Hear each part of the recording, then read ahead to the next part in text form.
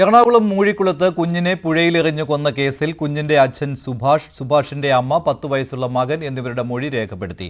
പ്രതി സന്ധ്യയെ കസ്റ്റഡിയിൽ വാങ്ങാൻ പോലീസ് അപേക്ഷ നൽകും. കൂടുതൽ വിവരങ്ങളുമായി ആജ്ഞ രവീന്ദ്രൻ ചേരുകയാണ് കൊച്ചിയിൽ നിന്ന്. ആജ്ഞ, കുഞ്ഞിനെ എന്തിനു കൊന്നു എന്ന കാര്യത്തിൽ പോലീസിന് ഇനിയും വ്യക്തത വന്നിട്ടില്ലല്ലോ.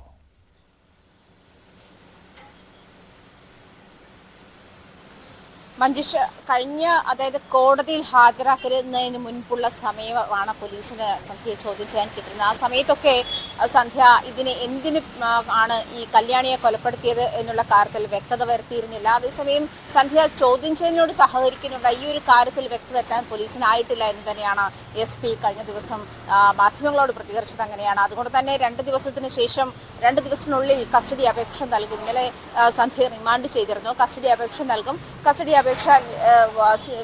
കസ്റ്റഡിയിൽ ലഭിക്കുന്ന മുറയ്ക്കനുസരിച്ച് സന്ധ്യയെ വീണ്ടും ചോദ്യം ചെയ്യുമെന്നാണ്. കാരണം ഇത്തരം കാര്യങ്ങളിൽ സന്ധ്യ എന്തിനാണ് ഇങ്ങനെയൊരു സാഹസത്തിന് മുതിർന്നത്, ഇത്ര നിഷ്ഠൂരമായ ഒരു കൊലപാതകത്തിലേക്ക് മുതിർന്നത് എന്തിനാണ് എന്നുള്ള കാര്യത്തിൽ ഇപ്പോഴും വ്യക്തത വരുത്താൻ പോലീസിനായിട്ടില്ല എന്നുള്ളത് ബാക്കി നിൽക്കുകയാണ്. സന്ധ്യയെ കസ്റ്റഡിയിൽ തിരികെ വാങ്ങുക എന്നുള്ള ഒരു ലക്ഷ്യം പോലീസിനുള്ളത്.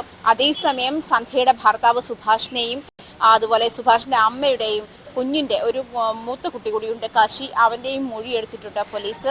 നേരത്തെ തന്നെ പോലീസ് ഇക്കാര്യത്തിൽ വ്യക്തത എത്തിയിരുന്നു. അതായത് 2 ദിവസത്തിനുള്ളിൽ സന്ധ്യയെ കസ്റ്റഡിയിൽ വാങ്ങുന്നതിന് മുൻപായി സന്ധ്യയുടെ ബന്ധുക്കളെയും അതുപോലെ ഭർത്തൃ വീട്ടുകാരെയും ചോദ്യം ചെയ്യേണ്ടുന്ന സാഹചര്യമുണ്ട്, അവരുടെ മൊഴി എടുക്കേണ്ട സാഹചര്യമുണ്ട് എന്ന് പറയുന്നത്. ഇതിൽ 2 കാര്യങ്ങളുണ്ട് മജീഷ്. ഒന്ന്, സന്ധ്യയുടെ വീട്ടുകാർ ആരോപിക്കുന്നുണ്ട് ഗാർഹിക പീഡനം ഉണ്ടായിരുന്നു, അതിക്രൂരമായ ഗാർഹിക പീഡനത്തിന് ഇരയായിരുന്നു സന്ധ്യയെന്നും അതായത് കല്യാണം കഴിച്ച ശേഷമാണ് ഇത്തരമൊരു ക്രൂരമായ മാനസികാവസ്ഥയിലേക്ക് സന്ധ്യ വന്നതും ഈ 2 കുഞ്ഞുങ്ങളെയും പലപ്പോഴായി കൊല്ലാൻ ശ്രമിച്ചിരുന്നുവെന്നും സാക്ഷ്യപ്പെടുത്തുന്നുണ്ട്. സന്ധ്യയുടെ അമ്മ തന്നെ കൊല്ലാൻ എന്നുള്ളതല്ല, ക്രൂരമായി ആക്രമിച്ചിരുന്നു. അതേസമയം ഭർത്തൃ വീട്ടുകാർ നേരത്തെ പറയുന്നത് സന്ധ്യ കുഞ്ഞുങ്ങളെ കൊല്ലാൻ നേരത്തെ തന്നെ ഇത്തരം ശ്രമങ്ങൾ നടത്തിയിരുന്നു.